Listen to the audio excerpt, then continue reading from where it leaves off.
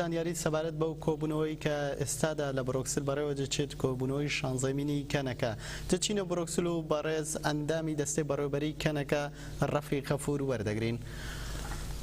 بەڕێز غەفور ئەم کاتتان باش؟ بەڕێز ڕەفیق غەفور تا ئێستا کۆبوونەوەی کەنەکە چۆن بەڕێوە دەچوێ؟ ئێستا دوای کردنەوەی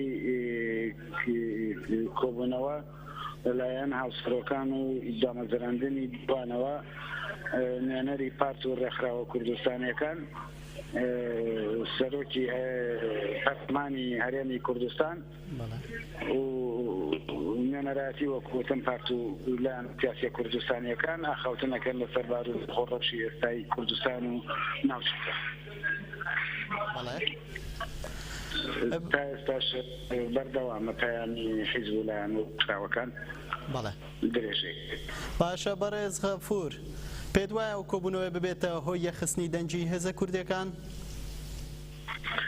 بێگومان ئامانجی کۆنگرەی نەتەوەی کوردستان کە لە ساڵی 99 دامەزراوە هەرەوەیە کە لێکبوونەوە و لێک تێگەیشتنی زیاتر هەبێ هەموو کۆبوونەوەیەکیش لەو بابەتەش کە ئێمە هەوڵی بووە دەین دیسان ئەکرێ بڵێ هەنگاوێک دوو هەنگاو ئەو جۆرە پەیوەندیانە ئەو جۆرە لێ نزیک بوونەوە و هاوکاری و پێکەوە کارکردن نەباتە پێشەوە.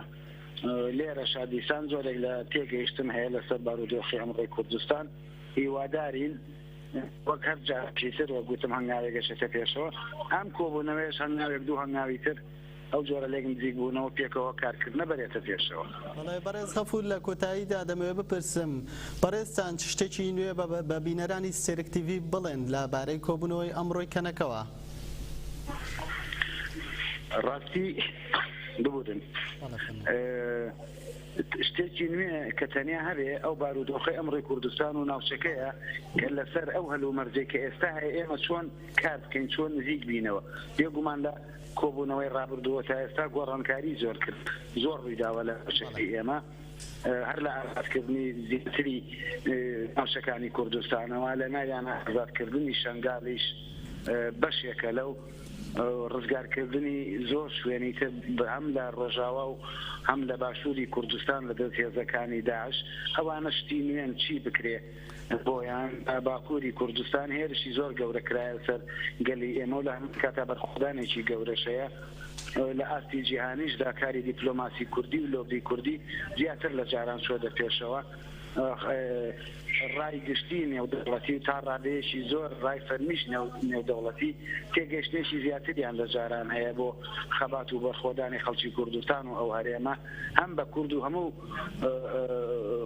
گروپە ئیتنیەکانی تر لەو خاکەیاژین و لەو ناوچەیاژین ئەو تێگەیانە گۆڕانکاری تازەن و بەپێ ئەو هەلومەرجانەش ئێمە خەریکی پلانداڕشت چۆن لە خۆناغێنوێەوە بۆ وەرزی داهاتوو ئێمە کار و خەباتمان بە شێواز و بەش میکانیزمە بەرینە پێشەوە.